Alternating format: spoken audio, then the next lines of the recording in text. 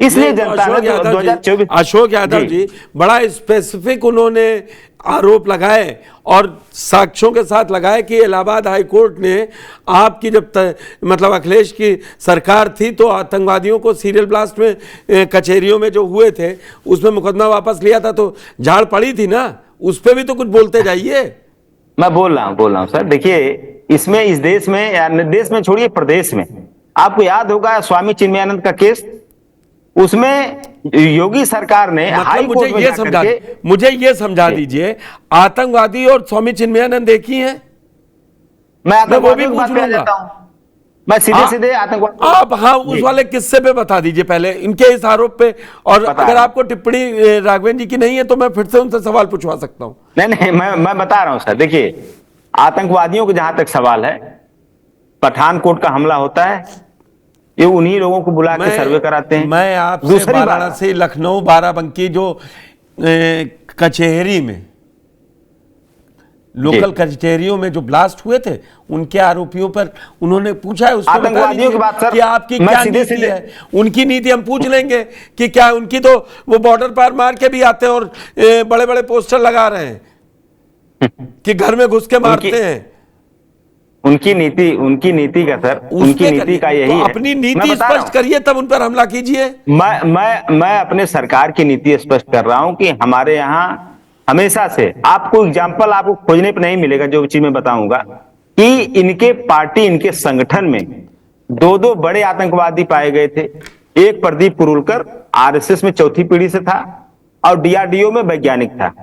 मैं अगर झूठ बोल रहा हूं तो बताइए आप, प्रदीप कुरुलकर गूगल कर लीजिए, वो पाकिस्तान के आईएएस, सुनिए तो मैं सर बता रहा हूं, इनके संगठन में, खुद इनके संगठन में आतंकवादी पाए गए हैं, ये साक्ष्य है, प्रूव्ड है।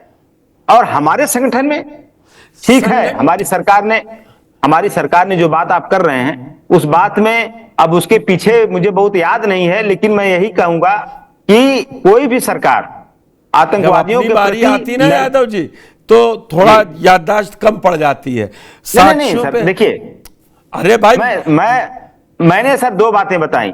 एक सर मैंने बताया प्रदीप कुरुलकर का केस, दूसरा भारतीय जनता पार्टी में आईटी सेल था ध्रुव सक्सेना, दो लोगों के ऊपर चार्जेस लगे और सबूत पाए गए कि ये लोग पाकिस्तान के आईएसआई से मिलकर के देश खुफिया जानकारी साझा कर रहे थे।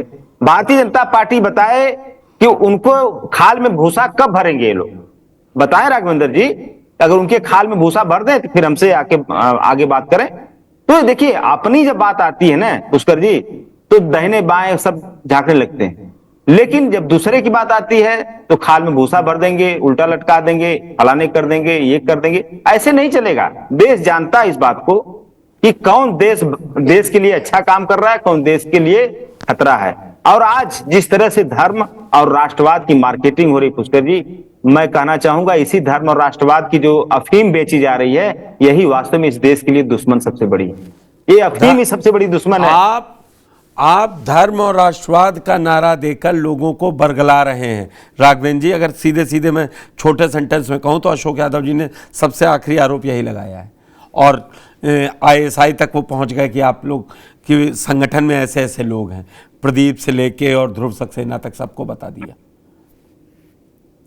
नहीं देखिए पुष्कर जी, अगर कोई अपराधी तत्व होता है कहीं भी पाया जा सकता है, हमारे परिवार में भी हो सकता है, कहीं भी हो सकता है, लेकिन उसके बाद अगर हम उसका सहयोग करें, निश्चित रूप से उनके ऊपर संवैधानिक रूप से कार्रवाई की गई है।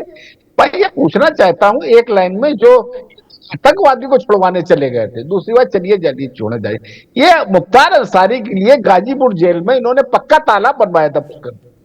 उससे पहले मुख्तार अंसारी एक बड़ा क्रिमिनल था, सैकड़ों हत्याओं के इनके ऊपर मुकदमे थे, और ये मुख्तार अंसारी, अतीक अहमद, इधर कौन है ये? उत्तर प्रदेश की जनता, देश की जनता भली प्रकार से जानती है। पक्का तालाब इसलिए खुदवाया था तो ताजी मछलियां मिल सके। उत्तर प्रदेश सरकार के लोग और पुलिस विभाग के लोग उसके साथ बैडमिंटन खेलने जाया करते थे। अतीक अहमद ने 2 दर्जन कांस्टेबल को अपने घर में, उनके घर में AK-47 थी, दबिश पड़ी, और अतीक अहमद ने उनको अपने घर में गिरफ्तार कर लिया था। बाद में मुलायम सिंह यादव उत्तर प्रदेश के मुख्यमंत्री थे, उनको जो है बीच में पढ़ना पड़ा था, फिर पुलिस के लोग छोड़े गए थे। कमाल की सरकार इनकी चलती थी। इन लोगों ने इसी तरीके से अपराधी तत्वों का हथियार बनवाए थे। हम लोगों ने बाद में उनको निरस्त करवाया। बड़े बड़े अपराधियों के विकास दुबे तक के राइफल बना दी गई थी। आज की तारीख में उत्तर प्रदेश पूरी तरीके से सुरक्षित है। समाजवादी पार्टी के समय माफिया राज कायम हुआ करता तो था। जब ये सब कहने में इतना मुझे नहीं सुरक्षित संकोच है। है ये तो कई रवि बार कह किशन जी चुका को क्यों जरूरत पड़ रही है कहने की कि शस्त्र के साथ शास्त्र भी पढ़ लीजिए, शास्त्र के साथ शस्त्र भी अब उठाना जरूरी है, योद्धा बनना जरूरी है, जब इतना सब हूं। ना नहीं नहीं नहीं पुष्कर जी, पुष्कर जी, मैं बड़ी विनम्रता के साथ योद्धा कहना चाहता हूं, उन्होंने योद्धा उठाने शब्द का कहीं प्रयोग नहीं किया है। अच्छा उन्होंने उठाने शब्द का कहीं प्रयोग नहीं किया है। पुष्कर जी उठाने शब्द का प्रयोग नहीं किया है। मैं अभी भी उनके साथ हूं। जो उनका बयान है सार्वभौमिक बयान है। शास्त्र के साथ शस्त्र की आवश्यकता रहती ही है। जानवरों को हमारी प्रकृति ने सुरक्षा की व्यवस्था दी है। किसी को दांत दिए, किसी को नाखून दिए, किसी को जहर दिया है। ये सब शस्त्र ही है। शस्त्र के जो होने चाहिए, शस्त्र से ही राष्ट्र की सुरक्षा है, देश की सुरक्षा है, संविधान की सुरक्षा है। उन्होंने कोई ऐसी बात नहीं कही है कि उनको उठाना ही चाहिए। साथ में होना चाहिए। हमारे संविधान ने, मैं क्यों कह रहा हूं, हमारे संविधान ने जो व्यवस्था दे रखी है, इसको दाएं बाएं घुमाने की कोई बात ही नहीं है। हमारी सरकार और हमारे जो लोग हैं बहुत सार्वभौमिक रूप से बात करते हैं। और जो रवि किशन जी ने बात कही, कोई ऐसी बात नहीं कही है इसको विवाद के साथ खड़ा कर दिया जाए। उन्होंने कहीं ये नहीं कहा है कि तलवार लेकर के तुरंत निकल लीजिए और सर काटना शुरू कर दीजिए। अभी हमारे जो AI आल ये आपके साजिद मौलाना जी जी बोल रहे थे, मौलाना जी बोल रहे थे सनातन धर्म के बारे में। अब भाई, अब इस विषय में ज्यादा तो मैं नहीं कहना चाहता हूं। इस्लाम इस विषय में क्या कहना चाहता है, क्या कहता है, मैंने आज की पूछा था तारीख में सवाल गूगल उनसे, में अभी आऊंगा मैं मौलाना जी के गूगल पास में ही सब आ रहा हूं। उपलब्ध है पुष्कर जी, गूगल में सब उपलब्ध है। इस विषय को ज्यादा आगे नहीं बढ़ाना चाहिए। अब ये क्या कहते हैं, कैसे कहते हैं, ये विषय अलग है। आज की तारीख में देश और प्रदेश की जनता भली प्रकार से जानती है इस्लाम इस विषय में क्या कहता है। गूगल में सर्च कर लीजिए, सब पता चल जाएगा। गूगल पे ज्यादा विश्वास राघवेंद्र जी नहीं करना चाहिए। मैं सीधे मौलाना जी से पूछ लेता हूं। मौलाना जी, राघवेंद्र जी के आरोपों को दोहराने की जरूरत नहीं है, आप जो जवाब देना चाहते हैं पहले वो दीजिए। और सही बात है, जब मैं कह रहा हूं कि रवि किशन जी वहां पे धर्माचार्य का जो कोर्स कर रहे हैं उनको सिखा रहे थे कि आपको सिर्फ इस समय शास्त्र पढ़ने की जरूरत नहीं है, शस्त्र का भी ज्ञान होना चाहिए, योद्धा बनना चाहिए आपको, क्योंकि आगे आने वाला समय है, देख रहे हैं कैसे है। तो उसको आप लोगों ने ये कर दिया कि हिंदू ही उसमें सब बना रहे थे। अरे राजनीति में धर्म का मिक्सर ना लगाइए ना। देखिए पुष्कर जी, अभी राघवन जी ने बड़ी अच्छी तरीके से अपने सांसद के बयान को संविधान पर लाकर छोड़ दिया कि संविधान की रक्षा के लिए बोला है उन्होंने, शस्त्र उठाने के लिए। आप उनका पूरा भाषण सुन लीजिए, अगर कहीं उन्होंने संविधान लफ्ज का प्रयोग भी किया हो, एक बार उन्होंने पूरे भाषण में, पूरे अपने वक्तव्य में संविधान को कहीं जिक्र नहीं किया। संविधान को ये लेके आ गए।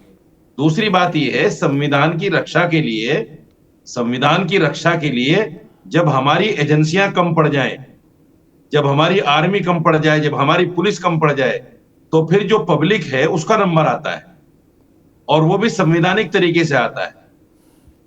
जिस तरह उन्होंने आचार्यों के बीच में ये बात कही कि शास्त्र के साथ शस्त्र भी जरूरी है, इसका सीधा सा कॉन्टेक्स्ट आप समझिए। जिस तरह से नफरत भरी जा रही है और लोगों को वर्गलाया जा रहा है। आप देखिए, रामनवमी के अंदर 2014 से पहले कभी आपने तलवारें देखी हैं? जिस तरह से अब तलवारें लेकर लोग निकलते हैं और बाकायदा कट्टे भी हाथ में होते हैं, 15-15, 16 साल के बच्चों के हाथ में कट्टे और तलवारें होती हैं। क्या कभी होता था ऐसा पहले? नहीं होता नहीं, था। मैं हमने आपको, रामनवमी अगर बहुत गलत देखी। फहमी है, कट्टे मेरी और तलवारों 52 का तो साल की- नहीं, सर, मेरी 52 साल की दशहरा एज है। पे शस्त्र पूजन का ये सनातन धर्म मैं से चला आ दशहरे रहा की है, बात ही नहीं शस्त्र कर रहा हूं पूजन सर। का। मैं दशहरे की बात ही नहीं कर रहा हूं, मैं बात कर रहा हूं रामनवमी की। मैं रामनवमी की बात कर रहा हूं, उसमें तो शस्त्र पूजा नहीं होती। उसमें तलवार हाथ में क्यों रहती है सबके? और फिर मस्जिदों के सामने डांस क्यों होता है तलवार लहराकर? मस्जिदों पे झंडे क्यों लगाए जाते हैं? मस्जिदों के सामने हनुमान चालीसा क्यों होता है?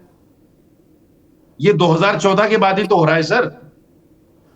ये इन्हीं लोगों की नफरत का नतीजा है। ये जो इस तरह के बयान देते हैं, आप मुझे बताइए, ये आचार्यों के बीच में बैठे हुए थे, उनकी बातें कर रहे थे, उनको तैयार अगर करना था, एजुकेशन से बड़ा हथियार कोई है? एजुकेशन से बड़ा कोई हथियार नहीं है। अगर आप उनसे ये कहते कि शस्त्र के साथ साथ जो दुनियावी एजुकेशन है, जो राष्ट्र को आगे बढ़ाने के लिए काम आएगी, आप उसमें भी हाथ आजमाइए, उसमें भी अपनी किस्मत आजमाइए, उसमें भी आगे बढ़िए, आपने शस्त्र का जिक्र क्यों कर दिया? अगर यही बात कोई मुसलमान कह दे किसी मदरसे में वक्तव्य देते हुए कि भाई आप जो धर्म की बातें पढ़ रहे हैं उसके साथ साथ आप तलवार भी उठा लीजिए, क्योंकि हमारे ऊपर तो इल्जाम है कि इस्लाम तलवार की जोर से फैला है, तो अगर हम कह देंगे तो हम आतंकवादी बन जाएंगे।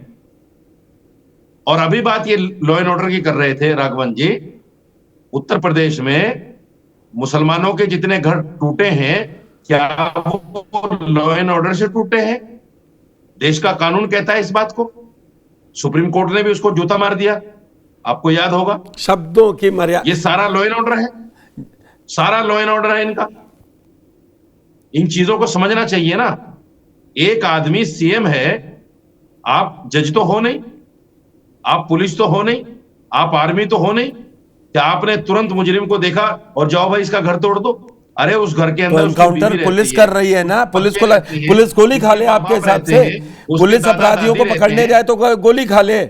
सर मेरी बात सुनिए क्या नहीं, और मुझे ये एक बड़ा गलत नैरेटिव फैलाया जा रहा है कि अब एनकाउंटर हो रहे हैं। मैं आंकड़े से बता दूं कि मुलायम सिंह के, अपनी एक बात पूरी कर लूं फिर मुझसे सवाल कर लीजिए आप। अच्छा ठीक है। मैं ये कह रहा हूं, देखिए मैं ये कह रहा हूं, सुप्रीम कोर्ट ने किस कॉन्टेस्ट में ये कहा है?